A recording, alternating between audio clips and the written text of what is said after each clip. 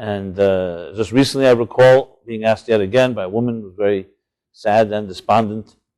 And she asked me whether is it possible that some of us are born with a sad gene, with a gene, a genetic makeup that makes us prone or disposes us a predisposition to sadness. And when I asked her, and I didn't answer, I just looked at her like with a little surprise. She said to me, can't imagine, Rabbi, how much weight I carry from all my miseries and anxieties. So it's true, maybe I can't imagine it, but there are people who really suffer in this lifetime and have experienced disproportionate amount of difficulties and sadness. And as much as my heart goes out, you can't always identify with something unless you yourself experience. We can empathize with each other. So the question that she asked is a very appropriate question that many of us have, and that is, are some of us just more prone, are some of us destined to be sad in this lifetime? So the question about the gene, about the sadness, about the challenges we have in our lives.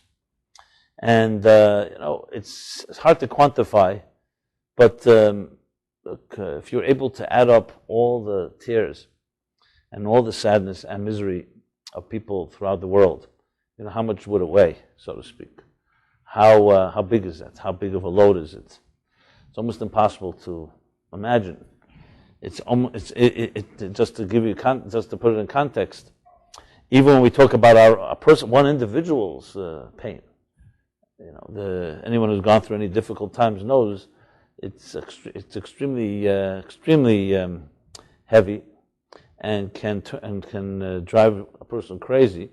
Just the intensity of how it consumes our minds and hearts, the fear or anxiety, or other so-called negative feelings. And when you're in that state, you almost don't feel possible to ever get out of it.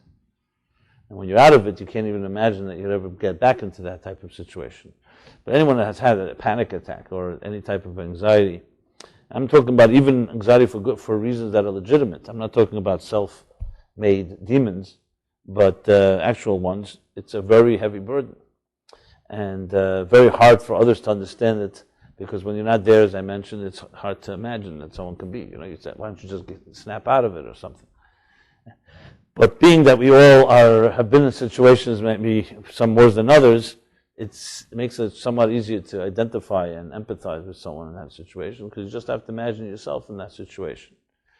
So when you are experiencing any type of sadness in that sense, obviously when you're in the throes of it, very difficult to just shine a light and say, there's another way to look at things, because the sheer emotion it so overwhelms us that it's difficult to see clearly. Well, let me say this. Let's analyze sadness, and we'll go back to the genetic aspect of it. You see, there are two ways to look at the psyche of a human being. And I'm going to compare two models here. One is, we'll use the prevalent secular psychological model of human beings, and the other model will be the Torah model, the Jewish model. Okay, and there, as you see, very, very different. One model is driven, we'll call it by circumstantial and consequential and circumstantial factors. What do circumstantial factors mean? I'll coin it the Freudian Darwinian model. For example, bacteria. Is it possible that some bacteria are more joyful and others are sad? The answer is no. Because when it comes to nature, just like there aren't sad and happy trees, and there aren't sad and happy fish, nature works like a clock. So though different creatures may have personalities, but more or less they all fit into a certain predictable pattern. So if human beings are just evolved animals, then you can say the same thing as with ourselves. It's a circumstantial thing, meaning that we're wired a certain way, and you may be like, for example, there's certain animals that are very aggressive, and some animals that are very tame. There's certain animals that seem to be very playful. There's a debate that rages about dolphins, for example. Some see them very playful, and some see them as very aggressive. When they turn on you, they can be extremely, extremely aggressive. But regardless, there are definitely creatures that are more domesticated, are more pet-like, so to speak, and other animals can never be tamed. So these are almost hardwired personality types. Of course, within a family of animals, you'll find certain variations, but you won't find a variation. For example, as I said, porpoises or dolphins, they all fit into the same category. Other animals, as I said, are much more aggressive, and they usually also fit in the same category. In other words, you're not going to find, for example, in the world of predators, take a leopard. That one leopard just simply doesn't hunt and one does. It doesn't work that way. They all hunt. Yes, there's maybe a difference between the male and female species, how they do it, and so on. So there's a certain, when I say circumstantial, meaning in this case it's like a pre-wired thing. If you apply that model to human beings, so then there's just each of us, to use the words of Darwin, survival of the fittest, whatever it takes for you to survive. So your genes will adapt, as Richard Dawkins put it, the selfish gene. Your genes will adapt to whatever keeps you surviving. If happiness keeps you surviving, happiness will be a dominant gene. If sadness keeps you to survive, sadness. For example, the panic syndrome, what they call the flight syndrome, that they say that many of our allergies or certain symptoms we have is because it's evolved from the time where we were living in the wild. So we have certain instincts to run, to fly because of danger. And therefore, we develop certain reactions to things. So in other words, survival is the driving force. Why did I call it circumstantial? Because then you can say it's based on circumstances. If you're living in a safe environment, it's probably better for the theory of survival of the fittest for you to get along with everyone around you. If you're living in a dangerous environment, it's probably better that you should be more vigilant and more critical and more negative because you need to protect yourself. So it's very circumstantial in that type of context. And this is a real working psychological model. I'm specifically spelling it out because it's critical. Whenever you discuss a topic like this, I always find that you can talk about it on a symptomatic level. Rab Shia says, Purim, nicht Tisha B'Av. You're sitting like... Can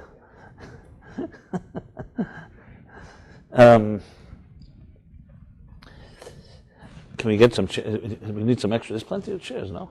You want to bring some chairs down, some guys? Oh. You can take chairs. No, I just feel uncomfortable that, huh?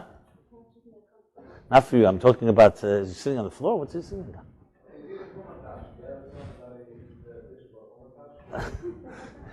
You don't know with Jews. They could be, they mix things, Like some people, you go in Rosh Hashanah, looks like Simchas Torah in the shul. And some places, Simchas Torah looks like Rosh Hashanah. You know how it goes, yeah? The Kabbalah shul, Rosh Hashanah looks like Simchas Torah. There's certain shuls that Simchas Torah looks like Yom Kippur or maybe even like Tisha B'Av. So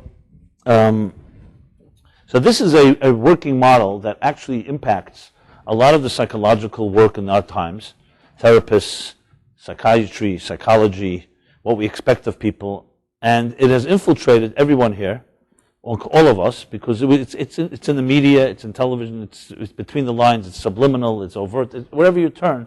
It's an attitude, how you look at people. It's very much shaped by Freudian thought. Even the anti-Freudians still have to contend with Freud. And also by Darwinian thought, which is basically that we are certain type of pre-wired animals.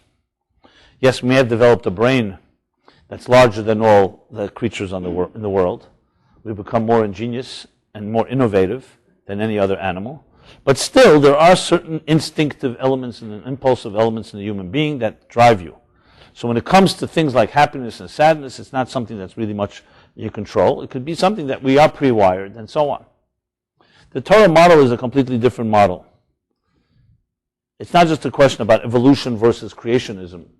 It's a completely different model of the human being. That the Torah model says the human being was created in the divine image.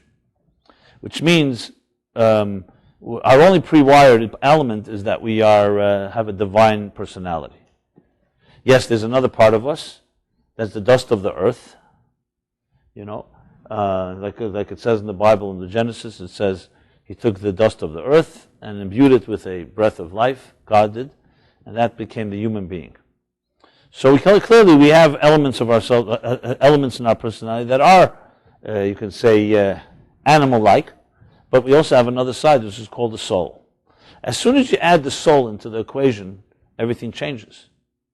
Now, animals may also have souls, and they do have souls that keep them alive, but their souls don't have any independent power. They are what's called, just like there's an expression called that an animal also has intelligence, what is called das hanikne. What does that mean? It means, to translate that? It's a habitual knowledge. Creatures are very ingenious. Creatures find all kinds of innovative ways to catch prey, to protect themselves, to protect their young. But it's all within a program. Even their ingenuity can be predicted. Because they're wired that way. You don't find anything unpredictable that animals do, unless humans screw them up, basically. Like nature. You know that certain things will always be, and nature is brilliant. But it's brilliant within a program, and you could emulate it, you could predict it, and so on. It has laws. When it comes to the human being's soul, on the other hand, the soul of the human being has a certain independent nature, which means you can do something that's self-destructive. Animals will never do something self-destructive. Even if an animal gives its life for another animal, it's with a plan. But just self-destructive, just to do something that is harmful to itself, that's called insanity. Only humans can be insane like that. So humans, in a sense, what we see, and we attribute this to the soul, can go out of the program. Yes, you can predict that a human being will protect itself at all costs. But then human beings you see noble acts that people have given up their own life for the life of another, irrational or super-rational. And then the other way around, you've seen people who did damage to themselves and to others, and even to their own children, which no creature would ever do. Now, there are in the animal world, there are creatures that do hurt their own children, are capable of eating their own children. But that's very, very specific to particular species, and that's also predictable. It's not across the board. Human beings are capable of hurting their own children, for selfish reasons, out of ignorance, which is seemingly biological impossibility. How could you hurt your own offspring? It would seem that you would protect your offspring. That would be the natural reaction, but we see it all the time. We see abuse all the time. It doesn't make any sense. Now, as strange as it sounds, it's because the soul has a type of independence from our habits. We're able to go out of the computer program, so to speak, which no other creature in the world can do. Now, how the evolutionists explain this, I'm not an evolutionist, I don't have to explain it. They don't have an answer for this. Some of them, I've read this, some of them say the mind went out of control. That evolution is a quirk. Human beings should never have become human beings. We should have been sophisticated apes, but we became too smart for ourselves, and that's why we can hurt ourselves. That's what some evolutionary thinkers say, that we are a quirk, we are a mutation, actually. Now, if you watch The Matrix, the machine said that too. We are a germ, basically. So put too much brains in an animal, and animals can become extremely destructive. There are evolutionary thinkers that say this, but they say we can't change anything. What are you supposed to do with 6 billion people? Lobotomize everybody, except, of course, these evolutionist thinkers. So, and then there's different approaches to it. The bottom line is, from a Torah model, is a whole different attitude. There's a whole part of us that's not predestined, ever, because it's godlike. And just as God is not predestined, just as God is not programmed, so too there's a part of us that's not programmed. And that can go in 2 directions. You can go out of the program and make it and make the world better than it would have been natural, or you can go out of the program and destroy the world. Just to illustrate this point, there's a Mishnah in the Talmud, in the Sanhedrin, that says that when you save one life, it's like saving the universe. When you kill one life, it's like killing the entire universe. Because each human being is a microcosm of the entire world. And the proof of this comes from Adam and Eve. L'fikach nivra adam yechidi, The human being was created as an individual, not as a group. For example, all other creatures were created in a group. And the human being was created as an individual. The Mishnah goes on, why? Why was the human being created as one? Not like 20 people or 50 people or 2 people. It was one. Then God split it into male and female.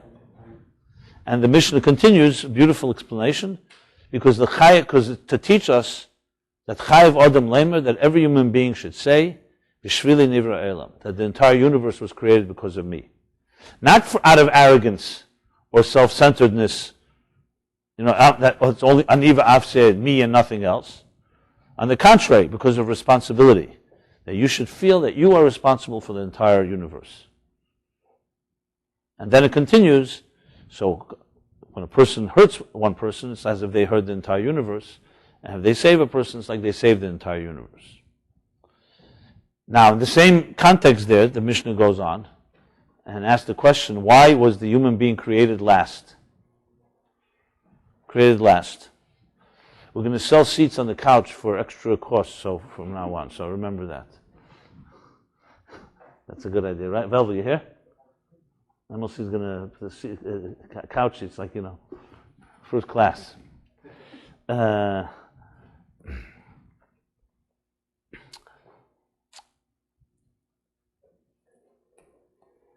So the Mishnah continues, and in the same context, asks another question.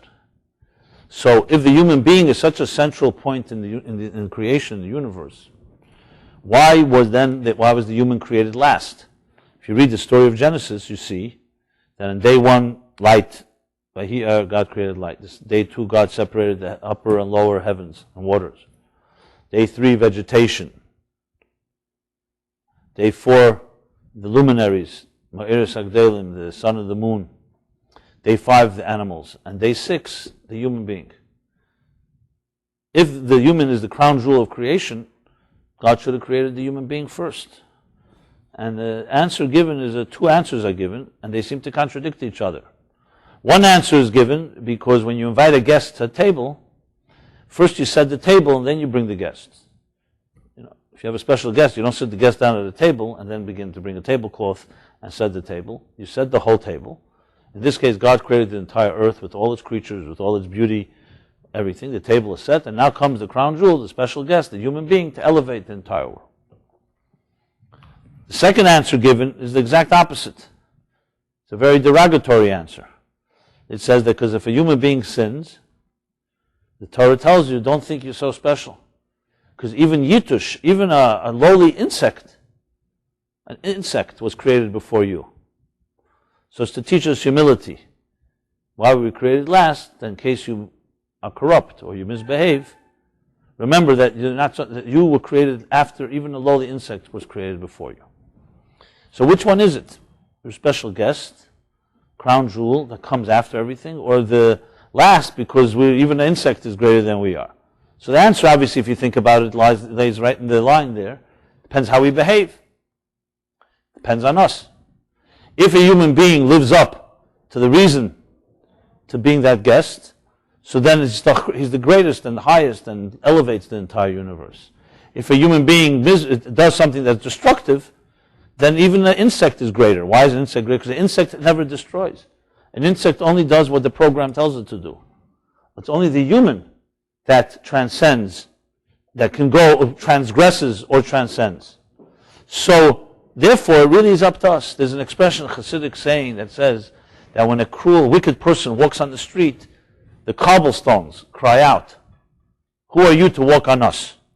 We the stones never transgressed. We never did anything wicked. We never hurt anyone. What right do you have to walk with your feet on us, to tread on us? So, if you think about it, just as an example, you tear an apple off a tree. What right do we have to consume an apple? The apple was living peacefully on the tree. Just because we don't understand or relate, maybe the apple was part of a family of apples and they communicate and they have their own life, whether we understand it or not. What right do we have to just tear off something off a tree? Or for that matter, I say an apple, I'm just using as an example. Anything in nature. So vegetarians, for example, will make the argument about animals. I remember this very vividly. It was, what year was it? I just started teaching in Manhattan. It was like about 1992. Wow, that's a long time ago. 20 years ago, 19 years ago. And I remember this was the only act of prophecy I ever experienced, for the record. So I was giving this class, and before the class began, I remember three people came in. I saw one guy was particularly aggressive, and we don't know yet whether it's genetic or not, but he was aggressive. And I saw his body language and all that. And in those days, because it was a smaller group, and I used to often open up in the beginning if anyone has any questions. So yes, he had a question. And he wants to know how it is that the Jews, and especially religious Jews, they celebrate the killing of animals and slaughtering animals and eating meat on Shabbos and holidays and the offerings in the temple. You had a whole list of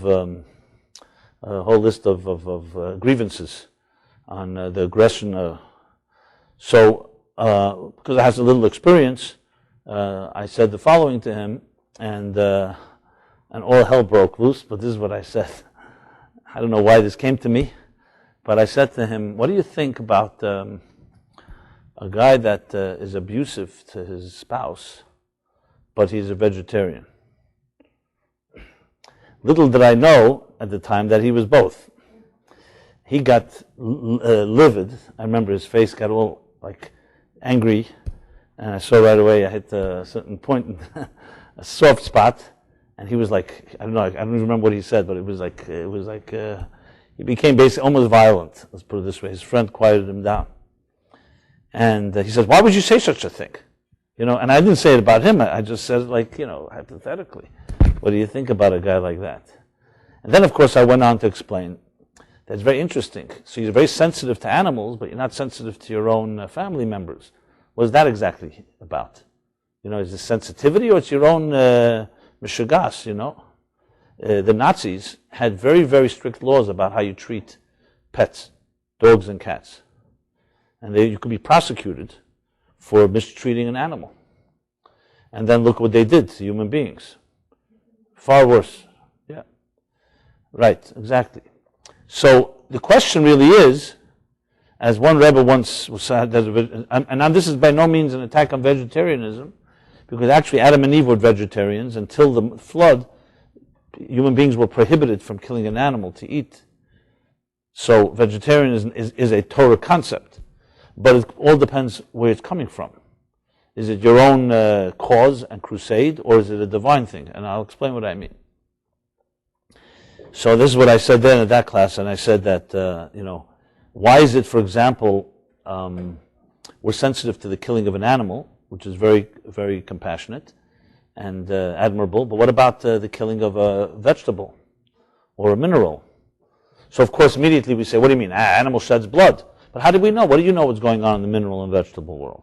And actually, later I found that that in Russia there was a vegetarian sitting at a Shabbos table, and he didn't want to eat the meat. So the Rebbe whispered to his son, he asked, why is he not eating the meat? So he said he's a vegetarian. He says, and what's going on in the world of vegetation, he does know. In other words, of course, our answer would be, well, if we don't eat vegetables and we don't eat minerals, then we'll die. But so what? Just because you're going to die, that means that you have a right to disrupt the life of the mineral world or the vegetable world? The answer is, and this is the Torah answer, there's a story where one of the Hasidic Rebbes was walking with his son, and he was a little kid, and they were walking in the woods, like near a patch of shrubs, and the little boy tore off a leaf from the tree and began rubbing it, like we commonly may do. And his father reprimanded him and said, what right do you have to tear off a leaf from a tree that was put there, and for sure for a particular purpose, just to rub it for no purpose? In other words, from a Torah point of view, going back to where I was leading to, everything in this universe is sacred, whether it's mineral, vegetable, animal, or man, or the human being. And the only right we have to touch any other part of the universe is only because we elevate it. The mystics would put it this way, that the apple on the tree, or the mineral, if you consume it, and you use the energy from that part of the world to help another human being, then they thank you. Because an apple on a tree or any other fruit in the world could not ever help another human being. Could not do anything to make this world a better place. It doesn't make the world a worse place, but it doesn't make the world a better place either. It keeps everything stable. As I said, there's a program. Nature is a program. So if the human being behaves like the crown jewel, then yes, then you have a right. You not only you have a right, you're given the right by the same God that created it all and gave it sanctity to elevate it to a greater place. But if you use it for selfish purposes, indulging in it, for your own purposes, then you don't have a right to touch anything in this world. Not animal, not vegetable, not mineral. That's the Torah view on life. And we don't even have the right to walk on the stones in the street because the stones didn't transgress. So this is what the Mishnah is saying, that our responsibility as humans is that we are responsible for the entire universe. We either destroy it or we make it better. And in that context, that's why a soul of a human is different than a soul of the other creatures of the world. This is not about pulling rank or trying to suggest superiority. It's about responsibility. The one who knows more, the one who has the ability to change the program has great, grave responsibility in both directions. Because we either destroy or we build. Now, of course, there's a neutral state where we do neither. That's another discussion whether that's possible. If you do nothing, is that possible? Well, it's not really so simple, because if you have to eat, you're consuming something from the world. Are you giving back as much as you're taking? That's the question. So to go back to our discussion, the two models of the human being really have its critical and far-reaching implications. According to the Torah model, there is no such thing as a circumstantial. Yes, you have a genetic makeup, but you know something? You have the ability to get beyond it. Certain things you can't change, but certain things you can. So yes, we may have predispositions. We all have hereditary traits. But when it comes to things of good and evil, there's no such thing as a human being born evil or a human being born good. Maimonides says that free will is fundamental. We could be born tall or short, into a wealthy family, into a poor family, with blue eyes, green eyes, brown eyes, or whatever. Different color hair, different race, different features, and so on. But when it comes to how you're going to use the opportunities that come your way, nobody predestined that. So the real issue here is, when it comes to sadness and happiness, is this an area that is up to free will, or is it an area that's up to the genes? Even if one were to argue that there is a there's a gene that may be a predisposition to sadness, which as I will continue here, would argue against. Even if one were to argue that doesn't mean it compels you. It just means maybe that's your challenge. Some people are born, let's say, with a personality that's more reflective. Reflective could also lead to become a brooder. A brooder can lead to someone who becomes very isolated. But you didn't begin that way. You have a predisposition. Usually intellectuals, people who are more thoughtful, are usually more isolated. People who are more emotional often need to feed that. They're more social. I don't want to suggest this as across the board. There's obviously exceptions. But there are personality types that lend themselves to certain features. But that doesn't necessarily write the script that you have to go down the road to destruction. It just means different people have different challenges and different strengths. Every personality has particular strengths. Now, we have to add into the equation, and this is a critical component, is it even possible? And I would argue, as some sophisticated psychologists submit, that it's almost impossible to know many things about our lives, whether it's nurture versus nature. Because a young child is so impressionable that you can make the argument that due to the environment that the child grew up in and the attitude of his parents or her parents, and in its early formative years, that can rewire a child, and it should look almost as if it's born that way. We know this as a fact, that the neurons constantly can evolve. And for example, God forbid, stroke victims, it's clearly been demonstrated that new neurological paths can be developed, especially with therapy and so on. Now, yes, there are parts of the body that do not regenerate. God forbid, a certain part, God forbid, a person loses a finger in an accident, it will not grow back. But especially on the cell structure and in the neurological structure, there's all kinds of changes that happen. So we know that there are things that can be rewired. There's no question about it. You see it with therapy, you see it in physical therapy, and so on. So to make a statement that we can tell whether something is purely genetic or, as they say, nurture versus nature is not a simple matter at all. The early impact of a child's life, and especially in pregnancy, how many things happen in pregnancy that may affect the child that are not genetic, is due to the mother's attitudes, the mother's behavior, even the mother's mood. How do these are areas of medicine and psychology that have not even yet begun to be explored. So, bottom line is, it's almost impossible to really tell many features that are within us that are nurture versus nature. There are definitely things that you can isolate as being genetic and things that are clearly conditioned or acquired. But many areas are almost impossible to tell. The fact is, when it comes to children, that's why I made the point, the studies show, and I mean, I am not a scientist, I'm not going to say this as a scientific, but my own research and also observation of my own children. I've seen other children. Children in general are born cheerful and happy. And you need to do something specific to change that. There are exceptions. God forbid, there are children born handicapped too. There are children born without certain faculties or limited faculties. So I'm not talking about an anomaly like that. I'm talking about the average child, generally born with in a happy state of mind. I've discussed this many times here. The reason for that is because the soul is naturally happy. As I told you, this is critical. If you go with an evolutionary Darwinian Freudian model, there's all kinds of theories. And there you can argue that maybe some people are born with a genetic sadness and some genetic happiness. If it's the soul, which is not bound by the program of nature, the soul is a natural happy entity. So here let's define happiness and sadness. In Hebrew, there are different words for simcha is more like joy. There's simcha, there's gila, there's... I'm not going to go through all the Hebrew words, it's not for here. Most of you don't speak Hebrew, so it won't be that significant. But what I'm saying is based on the Hebrew original meanings of these words. What is a state of sadness? How would one define sadness? So when you see the clinical description of sadness, and again, I'm distinguishing it from, I'm not talking about clinical depression now, I'm talking about clinical description. So sadness has symptoms, but the question is not just what are the symptoms, what is the state of being, the root of sadness. So the symptoms are pretty known. We'll travel from the symptoms to the root. The symptoms of sadness are, include a feeling bad about yourself, not motivated.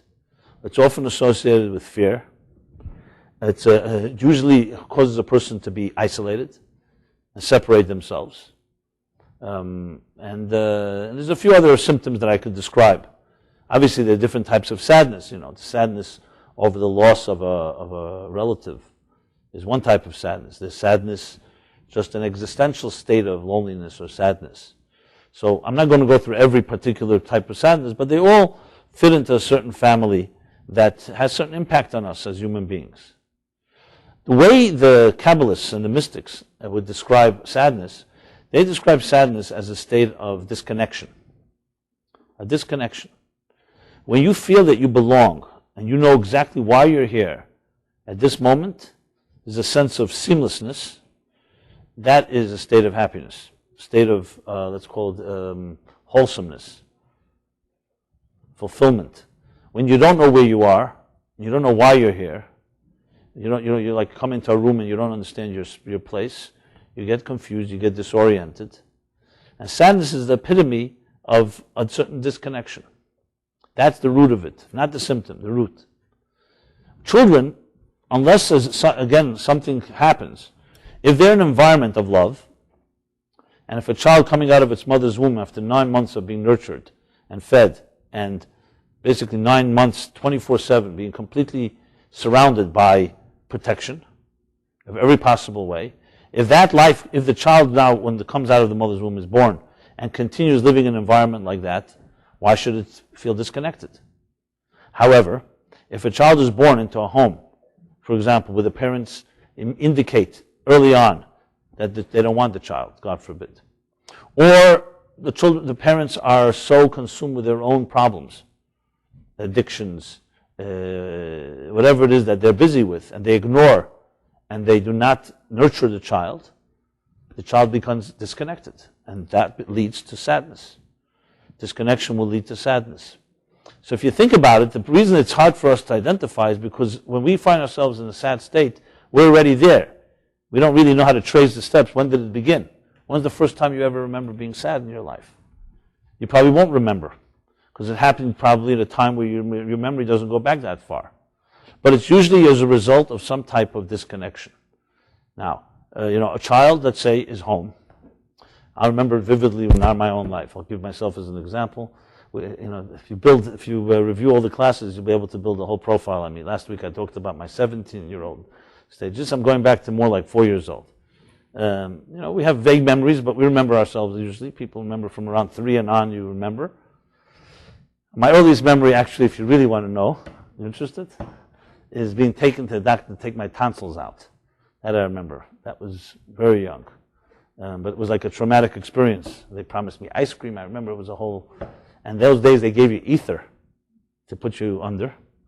Ether, which was very bad smell. They put it on your face, and then you just pass out. That I remember. Remember anybody here old enough to remember ether? Yeah? Okay. Well, what they call today anesthesia was ether. There's another ether. The scientists in the 19th century thought there was ether that surrounded the whole universe. It's another ether. The word ethereal comes from that. Anyway, yes, I had my first ethereal experience when they put me under to take out my tonsils. Let's put it that way. Well, a little later than that, I remember me and my sister, I'm the oldest of 5 children, and my sister and I, we were, I guess, maybe a little older, 5 years old. And my parents said they went out of the house. I remember it was raining, and they didn't come back so fast. Now, children, you don't even remember what means fast. It could have been 5 minutes, for all I know. But to us, it felt like hours and hours. I can't believe my parents would just leave us alone for that long. But I don't know why they went. They went, I think, it must have been something urgent. Anyway, but I remember me and my sister standing in the window, and suddenly we had this faith attack. Started praying to God to make sure our parents come back fast. That was the last time I was ever that desperate. But bottom line is, I remember it vividly. Now, I think back then we were completely hysterical, because children, you look at children, they don't think like we do. If a child gets up at night and is scared and says there's a monster in the room, you can't just rationalize and say there's no monster. You could even turn on the light, and the child won't necessarily be convinced. You just sometimes, instead of trying to rationalize, you just have to show your child that you're there. You love the child, you hold the child, you soothe it. You don't say, grow up and there's nothing here, Children think differently, whatever reason. And maybe it's for the best. They think differently. Maybe they're no natural. For them, when they're frightened, they just want to be held. And I'm not interested in you explain to them why they shouldn't be frightened.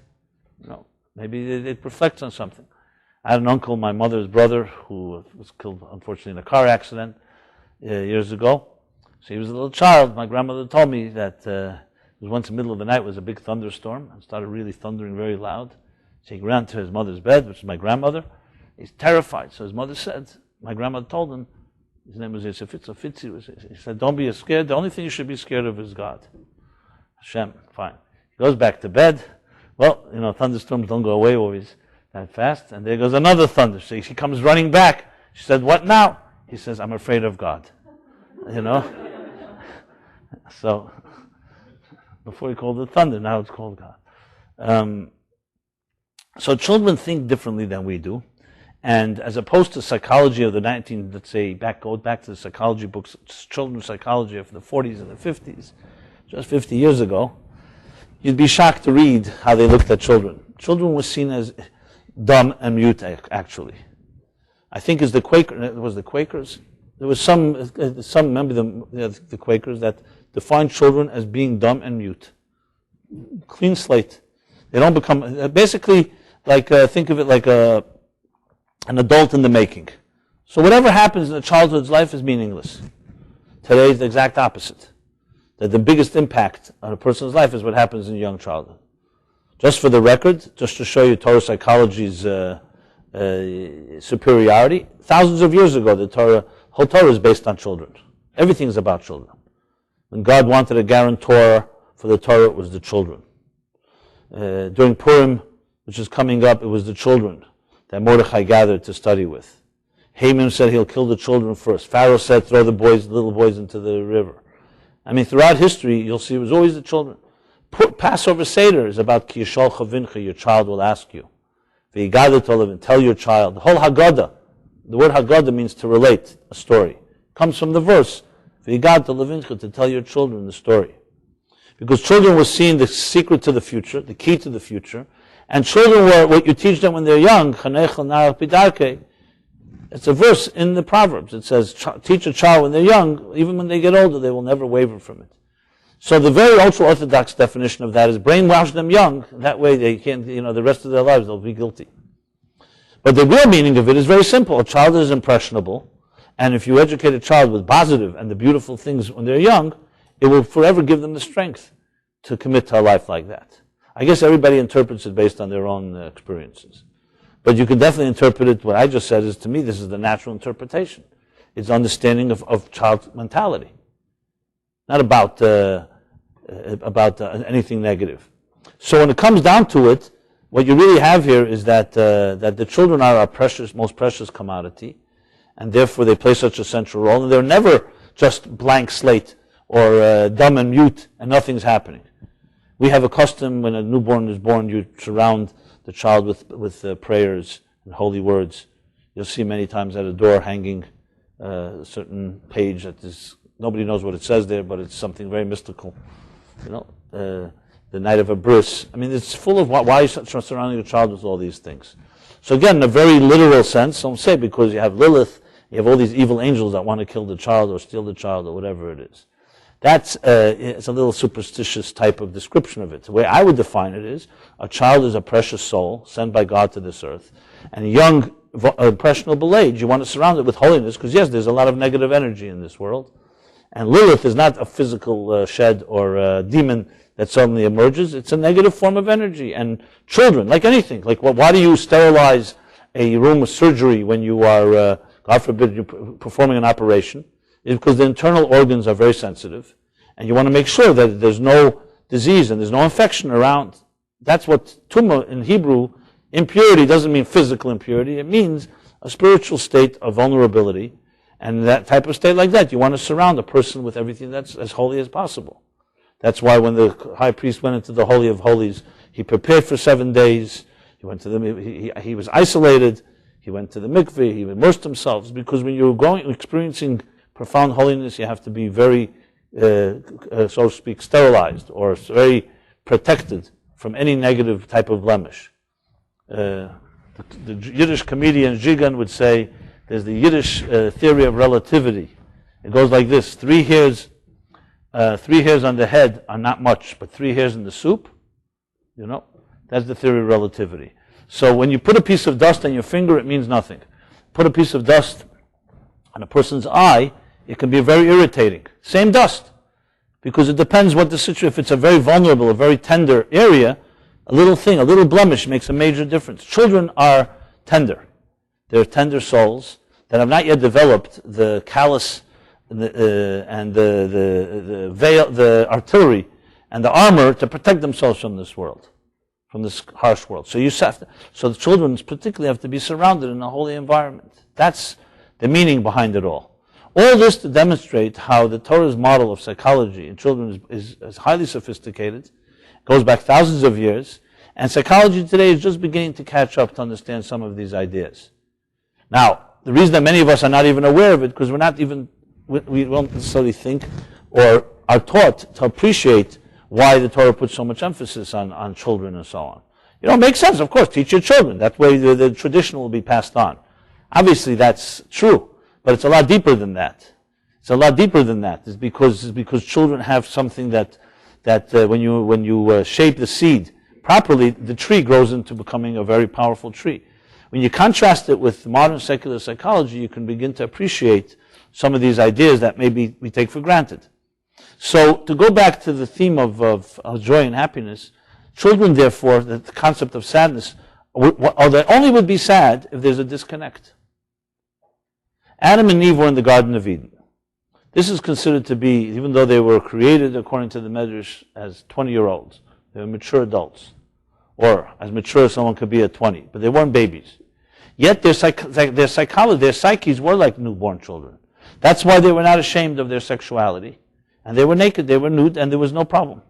Why? Because sexuality was just another part of how God created them. Why should a newborn child be conscious of its sexuality? The only time a child becomes conscious is when it sees adults being conscious. And then when Adam and Eve ate from the tree of knowledge, it says their eyes opened up, and suddenly they were ashamed. Even though shame is not exactly sadness, but it's the same type of idea. When you're a seamless force, and you know exactly, as I said, where you belong, and you feel that you're an extension, God put you here, and every part of you is part of a higher plan.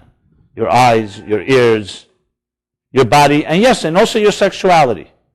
And you know exactly that you're here to serve a higher purpose. It's not about your own selfish needs. Then why should there be shame? Why should there be sadness? Why should there be anxiety? Every part of you has a purpose. What happened was when Adam and Eve ate from the tree of knowledge, so there are different explanations given. It says, Eitz Hadas. They suddenly got das, knowledge of good and evil. So the question is asked, what did they suddenly know? What did they not know before? Did they not know there's right and wrong? Obviously they must have known because God told them, don't eat from this tree and eat from this tree. So clearly they knew there were choices. And they understood there were choices. They had to be seduced. The serpent came with the whole argument that you eat, God doesn't want you to eat from it because he doesn't want you to be like God. You know, the whole dialogue there. But the bottom line is, they knew that there was good and evil, and right and wrong. So what happened when they ate from the tree of knowledge? So as I said, there are different explanations. One of them, Maimonides gives in Meir Nevuchim, the Guide of Perplexed. There are other explanations as well. But a core one, and a very profound one, is, it's interesting, the word there it says, Eitz Hadas, tree of knowledge of good and evil. In Hebrew, there's also Chachma and there's Bina. It doesn't say Eitz HaChachma, the tree of wisdom. It doesn't say Eitz Habina, or Havana, or Eitz Habina, which is the tree of understanding. It says knowledge, Das. Chachma, Bina, Das are not the same thing. Before they ate from the tree of knowledge, they had Chachma and Bina. They knew, they understood, and they had the wisdom of good and evil. The difference between Das and the other types of knowledge, other types of intellect, cognitive skills, Das is experiencing it. You know, someone can tell you, for example, that if you go through that door, I don't mean that door specifically, you go through a certain door, it's dangerous. You go in there, it's very dangerous. And you believe them, or you study and you see, yes, you see people who went through there, they got hurt. As much as you understand it, it's not you until you taste from it. You know, many of us, I'm sure, if you remember when you lost your innocence, however shape it took, it's a big difference about reading about the forbidden fruit and tasting it. And now in our minds, we could say, you know what, I know all about it. Like basically what the serpent said to them. You know, he said to them, don't eat from it. So God said, don't touch it. You can touch it, nothing happens to you.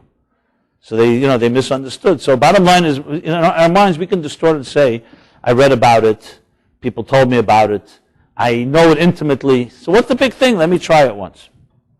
Anyone that's ever crossed that path knows everything changes once you try it. Doesn't matter how experienced you are in your mind, as much as you read about it. You may be the biggest expert on a certain subject. As soon as you taste from it, as soon as you cross that line into action, it's called intimate knowledge now. Das is intimacy. It's not just reading about it. You can read about love, but experiencing it is a different story. And this goes both ways, in healthy things and unhealthy things. You can read about many beautiful things until you experience it. There's something that's missing. It has become part of you, who you are. And the same thing with the negative. I know many people who made that mistake. I would say most people have made. They think since they've observed it, they see it and all that, and they say, it hasn't affected me. What's the big thing? I'll try it once. But then everything changes. You can't go back. You can't say, no longer can you say, I'm a person that didn't try it. Now, some things are good to try, and that's healthy das. Some things are not so good to try. Adam and Eve were very brilliant. They understood very clearly there's right and wrong. Eat from this, don't eat from this. The mistake was that they went into the area of experiencing it. God also knows good and evil, but God does not experience evil. A true tzaddik knows also there's good. He's not naive. He knows what's right and wrong, but it's different once you taste it. And they tasted it. Once they tasted it, now they became disconnected from the source. As a result, they experienced themselves as a separate entity. Now their sexuality took on a whole life. And from there on, we have the garment industry. So they had to cover themselves.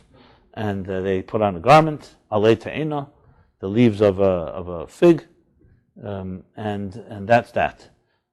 So there you go. If you want to know where Fashion Week is now or something, right? That's where it all began.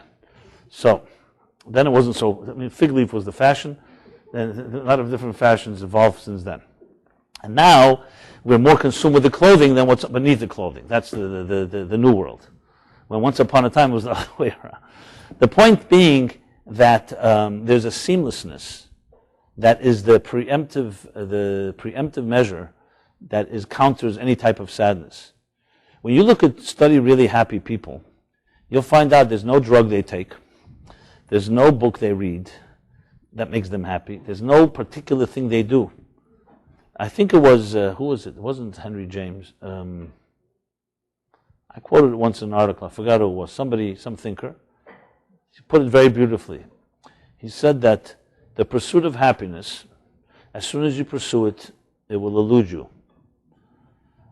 Because it's not a commodity that you can own. As soon as you stop thinking about finding happiness and you serve other people, happiness emerges in your life. You see, there are things in life that you can acquire, that you can, garments, for example.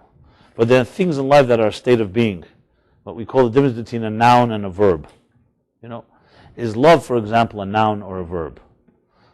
So some would say for women it's a noun, for men it's a verb. You know, is it a state of being or is it an action? The truth is, it's a state of being.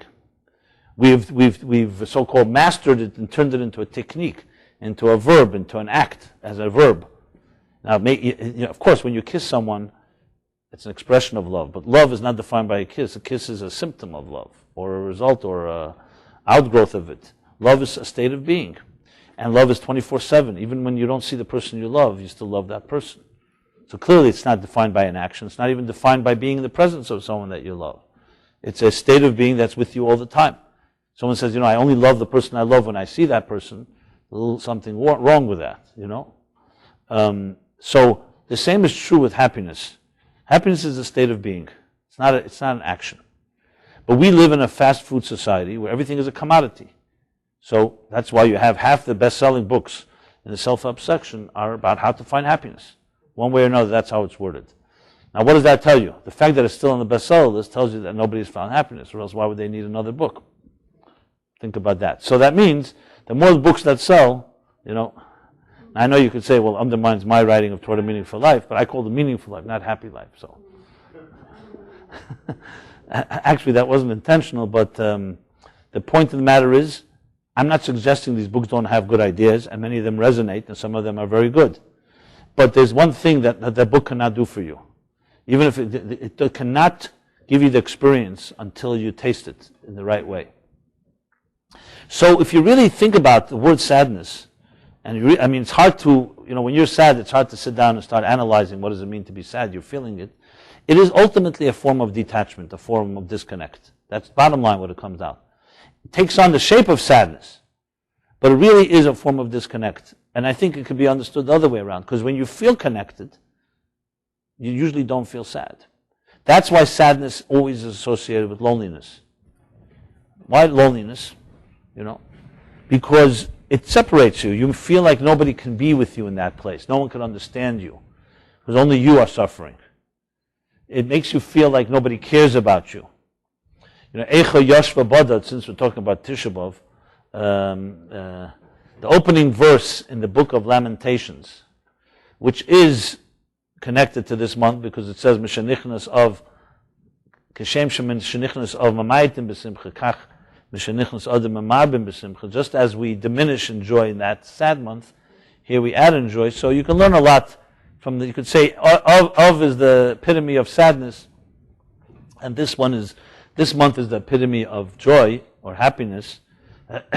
So it says there, in the opening verse, Jeremiah, Yirmiyahu, the prophet, when he bemoans and he sees the destruction of the first temple, he says, Eicha Yashva Badad, woe. That's how he opens up, Eicha, woe, or woe to me, that she sits alone. Of all the tragedy that troubled him most, he opens up Eicha not with the destruction of the Holy Temple, which was an unbelievable tragedy. The divine presence, the Holy of Holies. He doesn't talk about the death and the murder, slaughter of so many Jews in Jerusalem. He doesn't talk about the exile. I mean, later he talks about these things, but I mean the opening sentence, the exile, that from there on we would have to leave the land, our land. What bothers him is the loneliness of the city, because he's referring to Yashva Badad, the Jerusalem, that she sits alone. What is the significance of this loneliness? Why loneliness, of all things? It seems almost like a trivial. It's like a secondary, after slaughter, after destruction, after exile. Yeah, loneliness is another additional, but that's how he opens up. So I remember I did a radio show in New York. I was a radio show host for a few years. And we had a show called The Torah Meaningful Life, actually. It was on WEVD every Sunday from 6 to 7. Remember that? The show went on for several years until, it was actually a very good slot. It was a call-in live show. And if you're ever interested in reading some interesting and entertaining transcripts, we transcribed them all, so they're all on our website. We also have recordings of them, but it was fascinating, really. Live call-in was excellent. It was a great time I had. So the reason I stopped it actually was because WEVD was bought by ESPN, and I wasn't willing to do sports announcing. So that's that. So I remember one show I did I was in Los Angeles that Sunday. Tisha B'Av, I think, was Monday. Or maybe was it Sunday? No, it wasn't Sunday, it was Monday. And so that Sunday I had to do it, and usually I went to the studio here, but you could do it also by phone. And I went to visit my good friend, Leonard Cohen, who was like maybe the godfather of loneliness and sadness, and L.A., and I told him I have to do the show. I said, why don't you come on the show with me? Talk a little about loneliness. It's a favorite topic of yours. Anyway, he says, it's going to be too complicated if I come. I need to run it by my agent, blah, blah, blah. Anyway, bottom line is he gave me a new poem that he says, here's a poem you can read of mine that I'm giving you that I've never been publicized before. So I read the poem. Anyway, I talked about this topic. That's how I remember the loneliness. And this issue about what bothered Jeremiah. What bothered him was, and it's interesting, Leonard Cohen wrote about it somewhat in his own words in the poem, was because the other factors were maybe greater tragedies, the destruction, the exile, the murder, and so on, but the psychological damage is worst of the loneliness. You could see this in people's lives. Every one of us, everyone should be protected, but people go through different challenges in their lives, losses, deaths of close ones, and so on, or whatever other experience we go through. Loss is something you can't stop. When time comes if our parent or someone has to go, that's it, you can't stop that. But the real psychological challenge happens what you feel like when you're in that type of state of being. And that is, you feel isolated, you feel you're alone. And the loneliness, I can speak from my own experience, personal and also speaking to others, when you feel alone, you don't feel there's any hope. I would submit, to the extent I would say, that if a person was able to feel that someone is with them, they would be able to endure anything. The challenge is not always the particular tragedy or the loss. It's the sense that you are all alone. God is not there with you. Your friends are not there with you. No one can reach you there because you're completely alone. And that is the saddest part of it. That you don't feel that you have any strength. You don't feel there's anyone there that cares. And that is the ultimate nature of sadness, that it's a sense of being separated from. I know it sounds, if you think about it, you think, you know what? If I was not sad, I would not be lonely. But it's not the truth. The truth is sadness is a result of loneliness, rather than the other way around. It's not that loneliness brings to sadness. Sadness brings to loneliness, which is why I think it was Nachman that said it. That someone said, you know, I can't sing because I'm not happy. They say, you're not happy because you don't sing. That sometimes it requires triggering the state of being of natural happiness that's within someone by doing something. You see, if we are victims of circumstances, and it's a circumstantial thing, based on, as I said before, a model that we are pre-wired, then that's it. That's your situation, no way out of it. But if your soul remains pure inside of you, and your soul is always connected, except you don't feel it because you're disconnected from your own soul, then the solution is a whole different approach. Then the question is, the solution is, can you do things that access that part of yourself? Which is why, in a way, trust and faith is such a critical component in the whole picture. You can say, why do I need to have trust and faith in order to access joy? Because you need trust and faith in yourself and in your soul and in God who gave you that soul to reconnect when you feel disconnected. What other solution will there be? Because if not, we become basically a fatalistic situation. You know, something happens to you, you get isolated and sad and lonely, and there's no way back. What are you supposed to do? The only solution is either self-medication, numbing yourself to the point of being comfortably numb, as they say, or the solution is escapism, or just waiting for the pain to go away. There's nothing you can actually do. However, if you take the Torah model is you can do much. Your soul remains intact, doesn't matter whether you feel it or not. Just because you feel lonely doesn't mean you are. So the first step is to become a little more humble, and maybe what you feel right now is not really true. It's like you're blinding yourself based on your pain, and your loss and your sadness is blinding you. So you need to have something to hold on to. That's where faith and trust come into play. When you have faith and trust, you also believe that there's a God, and there's a God that gave you a soul, and that soul naturally is a happy entity, and that state of being is there somewhere locked inside of you, and it's a question of accessing it. Which is why we have a mitzvah to go ahead and be joyous.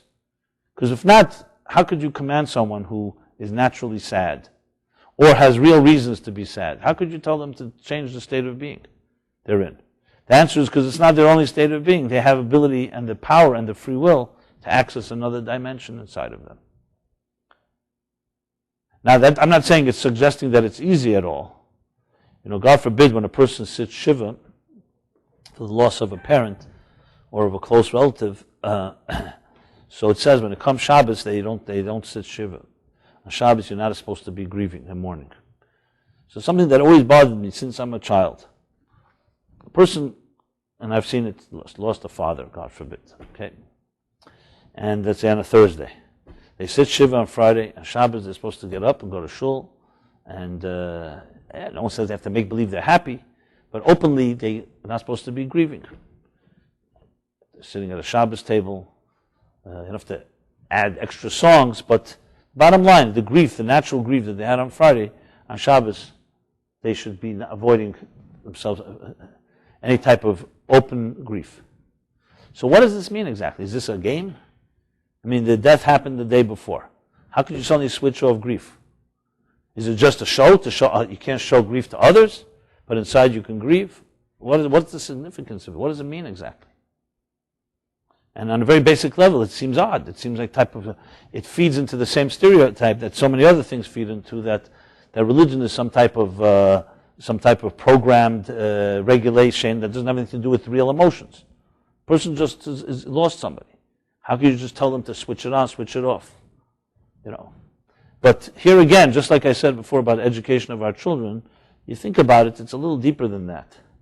And if you really look in the sources and you look at the language, and I didn't want to bring up a negative thing, but it's important to emphasize, to see the significance. It doesn't say that because Shabbos came, the loss is not there.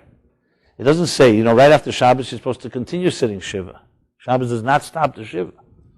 A holiday does, etc. But Shabbos is just that day you don't sit Shiva anymore. So what it's really saying is the same idea. For example, we don't put on tefillin on Shabbos. So I remember once this class years ago. So there was a period where, well, there's still periods like that, but there was a period where we had a whole group of more women coming to the class than men, and some of them were radical feminists. Let's put it that way. And they gave me this hard time about all these mitzvahs and trying to prove that Judaism discriminates against women. I'm not going to get into all that now because it's a very interesting topic, obviously, and we'll talk about it. But I just want to talk about one point. So one woman who seemed to be very knowledgeable, because she gave me the whole list of literally every discriminatory reference in the Torah, from the blessing in the morning to witnesses and judges and rabbis and aliyahs and mechitzas, everything.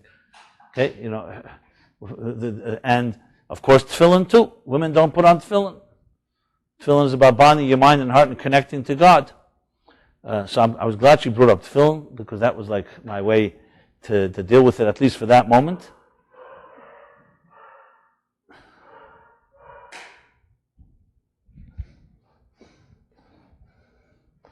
We like to say that whenever a dog comes into a Torah class, that it's a Gilgal, a reincarnation of some, like Bilam or somebody who wants to hear some Torah or something like that. So in case you see a dog walk in, don't get shocked. We don't discriminate here. Everybody's welcome. So tefillin. Okay, interesting. Good. Seems right. Why do men put on tefillin? Women don't put on tefillin. Never mind that women are bat mitzvah a year earlier than men, and which tells you something too. Who's more mature. But that's another discussion as well. So I said, something? Let me ask you. Do you know when men put on tefillin? Yes. What days of the week? Every day of the week, but Shabbos. So I said, so let me ask you something. Shabbos should also feel discriminated against. That 6 days of the week you don't put on tefillin, and 7th day you suddenly put on, 6 days you put on, and one day, the holiest day of the week, doesn't have tefillin. Well, how would you answer if Shabbos asked you that question? Now, she was knowledgeable, but not that knowledgeable, so she didn't know the Talmud that answers the question. So obviously it was rhetorical. So I said, well, the Talmud says on Shabbos because a person should have 2 signs every day to remind them of God, and one of them is tefillin, and Shabbos itself is a sign, so Shabbos replaces tefillin. So it's not that Shabbos doesn't have tefillin. Shabbos is like tefillin. Tefillin is a reminder. It's a reminder in a world that we don't remember there's a God, and we have to constantly remind ourselves. You have to wonder why we only need 2 signs. We probably need 2 million signs. But let's suffice with 2. You need 2 witnesses, like a sign, a reminder, a signpost. And Shabbos is a signpost, so you don't need the tefillin. Now you could ask the question, why not have 3 witnesses? 3 signposts. Well, it doesn't hurt. No, because then it's like an insult to Shabbos, because Shabbos itself has the power. So because Shabbos has the power, in a sense it replaces the tefillin. So I said, why don't you understand that maybe a woman putting on tefillin, because she herself is a signpost, she's compared to Shabbos, and it's true, she's called Shabbos Queen. Anyway, this woman, she was stunned. She never thought of it that way, and I wasn't like I came up with a cute answer. This happens to be one of the reasons. Not that tefillin is some type of superior action, and only men have it. There are mitzvahs that women have. The point is, again, I'm not going into the whole discussion because there's obviously other issues as well. So in Judaism, when you think about it, the reason we don't say tachnun, for example, on Shabbos, tachnun is a certain type of confession or reminder of sin and so on, is because Shabbos accomplishes that which we tachnun accomplishes the rest of the week. Why don't we blow shofar on Shabbos? So there's technical reasons, but ultimately, how can we deprive ourselves from when Shabbos comes, Rosh Hashanah comes on Shabbos? Because Shabbos accomplishes that which shofar accomplishes. The same is true when it comes to the issue that I was discussing before with Shiva. What happens on Shabbos is not that you're supposed to forget your grief, which is what Torah can't regulate and tell a person, forget that your parent died yesterday, but remember the next day. It wouldn't be practical. You can't ask. The Torah does not ask people to do something that is unnatural, impossible. The Torah is saying, remember that even within your grief, there's a day that grieves for you. And Shabbos accomplishes, what you were sitting Shiva, Shabbos accomplishes through Shabbos, through its own power. Ein otzav ba, it says. Shabbos does not accomplishes through joy, with joy, that which you accomplish on another day through crying. There was a man I remember who lost his wife tragically, second day of Sukkot. many years ago.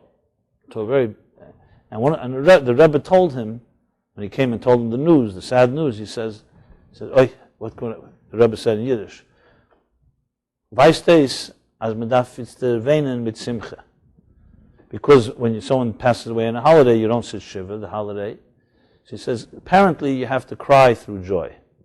You see, joy and tears, when you think about it, are a lot more sophisticated than just being sad or being happy. So again, it's not some type of one linear and one-dimensional experience. Sometimes you can cry deeply and have a lot of joy, and sometimes you can be very joyous and have a lot of sadness. It's a question of how you channel it and how you experience it. Life is a lot more complicated than just, as I said, one-dimensional. So to go back to the theme I was discussing here, what the Torah teaches us is that the domain of happiness is inside of you all the time. It's bottled inside of you. It doesn't matter how sad you feel. You could be in the throes of the worst disaster. There's still happiness in your soul because your soul is connected. The question is whether you're connected to your soul or not. Now there are times where it's appropriate. Talking about Shiva, it says, a person cannot say, I just believe in God and I don't even want to grieve. That's considered to be cruel. There's a time where we do have to recognize and acknowledge and grieve because we're disconnected. There's nothing wrong with being disconnected at times. But to remain and think that that's your final domain, that's your resting place, that is absolutely unacceptable. And that's why Jews have survived it all. Because they knew how to cry well. It's not like they didn't know how to cry. We know how to cry. But they didn't say it's like being difference between someone that says, I suffered. That doesn't mean I'm a sufferer. Just because I cried doesn't mean I'm a crier. Jews knew that there's a stage you go through crying, but then ultimately you have to learn how to build. And we may never understand some of the pain in our lives and the sadness, but we don't become shaped by it. You don't become defined. You never become a victim. Because you always know that the soul and his domain is connected. So Adam and Eve cried probably plenty after being expelled from the Garden of Eden. How could they not have? They saw what happened. They saw what they did. And there was no way back. But at the same time, they rebuilt the world as well. It was not a world as it was before, but they built. And we're still here to tell about it. So what you have is really, the interesting element is that when Purim comes and this month comes, it's not about regulating and saying, listen, turn on a switch and become happy. It's telling you, maybe you don't see the whole picture. Maybe there's a lot more than meets the eye. Which really is the story of Purim. If you were living at the time, when all this happened, the story of Purim, it took around 7 to 9 years to evolve. From the time where the Megillah begins, Achashverosh ruled over 127 provinces, and then through a party and the whole ensuing events, till the end of the story is 7 to 9 years. So, and we read it within a span of 20 minutes. And if you lived at the time, 7, 9 years is a long time. You would probably not connect the dots. Here there's a king, he throws a party. Okay, fine. He invites the Jews to the party. Then he invites his wife. She doesn't want to come. He has her killed. Then he starts looking for a new wife, and it happens to be Esther. Then Mordechai ends up happening to overhear a plot against the king. And Haman then plots to kill the Jews because Mordechai won't bow to him. And then the king happens to have one night of insomnia. He can't sleep. We all have insomnia, a big thing. And because of that, they read to him the story, and he wants to reward Mordechai. If you look at the story, when it's connected, it leads up to great ending. But if you're living through it 7 to 9 years, you could say a bunch of random events, and you have no clue that one leads to the next. And then it happens to be Esther's the right time, the right place. The king can't sleep that night. They happen to read to him this story, and all the other elements. It teaches you that Purim is a hidden hand that we don't see. Right now in our lifetimes, right now, you may be going through a difficult time. What do you think you'll be 7 years from now? Do you recognize the dots right now of what's coming to become the seeds of salvation? Because we see things narrow, myopic vision. You only see the moment. You don't see the picture. Which is one of the reasons that God's name is not mentioned anywhere in the whole Megillah. Because God's hand is hidden, but it's there. It's concealed. In some verses it's alluded to. You don't see the revealed divine hashgacha till in retrospect. When you see the story, you start seeing it all, how did it all come together, and it all worked and it saved them from total extermination. So the lesson to us is the same thing, that Purim is not just about a day of salvation. As I said at the beginning of the class, Purim is the only holiday that transforms the entire month. It transforms an entire month. Even Passover doesn't do that. Yes, from the beginning of Rosh Chodesh Nisan, we don't say Tachanun and other things, but it doesn't say the whole month is a month of joy necessarily. It's a month of Geula.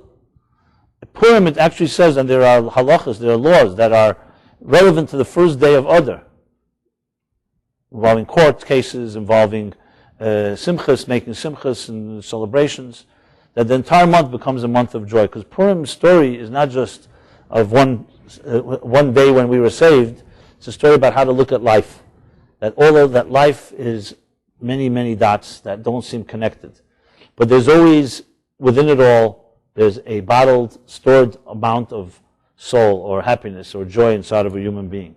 It's not something we have to create. It's not something we have to manufacture. It's about accessing it. And Purim teaches you can access it even in the most difficult times. So yes, there's a time to be sad and there's a time to be happy. Even today we fast the day before Purim. This year it'll be Thursday because Purim is on a Sunday, so you don't fast on a Shabbos, for the same reason I said before. So it's on Thursday. So we still remember that there's a sad element to this as well. But ultimately, even the sadness leads to, as I said, that tears are like water, like raindrops, and they sow the fields, and things grow out of it. So the end of the story is that the question, are we wired to be sad? My answer would be no, we're not. Because the soul cannot be wired to be sad. The soul by nature is a state of being of happiness. Could it be that our bodies have certain genetic elements from our parents? I would argue against that. I would say it's probably mostly as a result of circumstances. Circumstances, even from young childhood. You grow up in a home that is sad, most likely you're going to have a lot of sadness in your life. When you see people who carry a lot on their shoulders, it's not necessarily because they were born with it. It may feel like that way, but you grow up in a home, whether let's say Holocaust survivors or others that have grown up in very sad lives and feel sad. How could it not affect the children that grow up in such an environment? That doesn't necessarily mean, however, that that's who you are. It just means that's where you grew up in. The question is, can you access something that's deeper than that? I'm not suggesting it's easy, but at least there's a ray of hope to know that you are not a product of your environment. You could choose to transcend it, which goes back to what I said earlier, that the soul of a human is different than all of creatures. You have the ability to go out of the program, even if you have a program that somewhat affected you, which really explains even why even children who may have grown up in the most difficult circumstances are not necessarily trapped there. And I've seen it with my own eyes. I could bear witness that I've seen people growing up in the most difficult homes possible, you can imagine, and have made it, have learned to grow through it. I'm not saying it's easy. I'm even saying their lives are easy today, but they have transcended. That doesn't mean they don't have sadness. It doesn't mean they don't remember. It's not escapism. It's a process. Robert Frost put it, that the only way out is through. They went through. They made it through the burning building, and they came out stronger. And they are extremely refined, and they help refine others. So I've seen it, so no one can tell me it's not possible. Is it easy? No, it's not easy. You need friends, you need support, and you need, above all, real confidence and trust in something greater than yourself. Because obviously your own circumstances shape your mind. So you have to have the humility to say that it's not, I don't have it all figured out. There may be a bigger picture. So Purim reminds us there's a bigger picture. And I'm sure there were many people living in Persia, in the Persian Empire at the time, that gave up complete hope. How could they not? The letters and the decree passed on throughout the whole country. Even after Haman was killed, the decree was everywhere. There was no email then and no Facebook to say that Achashverosh recanted and abolished the decree. He had to go and find and send out another set of letters and stuff like that. So there were very good reasons to believe that there would be a total Holocaust. And yet, it was not. So it's important not to come to conclusions, to jump to conclusions. Now, we should never have to hear about negative things. We should all be in positive context. But I want to say in our personal lives, we all have that microcosm of the story We have our ups and downs in our lives. And remember, the dots, to connect them is not so easy. So don't draw any conclusions yet. Sometimes, and I speak also for myself, sometimes you're on a road and you have no idea where it's going to turn. And then it turns in a place that you wouldn't expect. Surprises happen that are good surprises. And not necessarily always open miracle. Sometimes it's seeing it through. You have to not give up. You see it through. You keep riding, and the storm subsides, and the sun comes out from the clouds, and there's a new horizon, a new morning rises.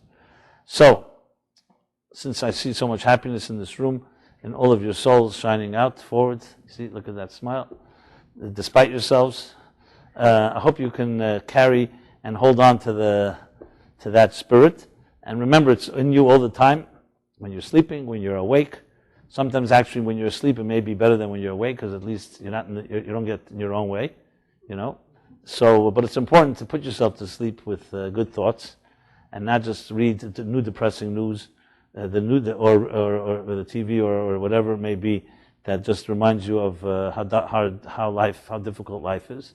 It's good to travel with your mind, with your heart to other places, and let your sleep be a little peaceful.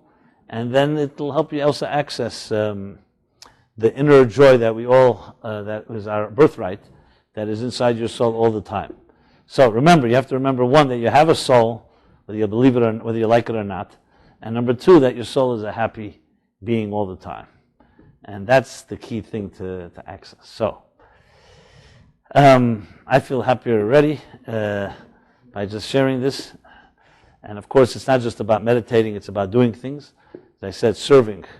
You help other people, not focus on yourself. You help other people, it always helps access that part of your soul. So we will continue this class next week. There will be some change of schedule because I'm going to be traveling at the end of this month to Sydney, Australia. But I'll let you know about that. And everyone should have a very, I said, joyful, joyous, happy week, month of Adar. Every day, Ma'alim B'Kodesh, we increase in joy, even more in joy. And please see myself, Dalval, who just entered the Meaningful Life Center, as a source of joy in your lives, and I hope you're a source of joy in our lives. And we shall, partnership, help hopefully tip the scale and bring a little more happiness that overshadows the darkness. So thank you very much. And again, the class dedicated to memory of Levi ben Yehuda and Batsheva, and Refuah Shleima for Miriam Bat Zipporah. And if you haven't left us your email address, please do. And also, please share with any of your friends, because not everyone knows about this new location. So in case anybody asks, or even if they don't ask, let them know. And what else can I say? Okay. So Philip gives a class tomorrow night, 7 p.m. And if you need information, ask Velvel or email us or call us. We're accessible. So everyone have a great week and a great night. Thank you very much.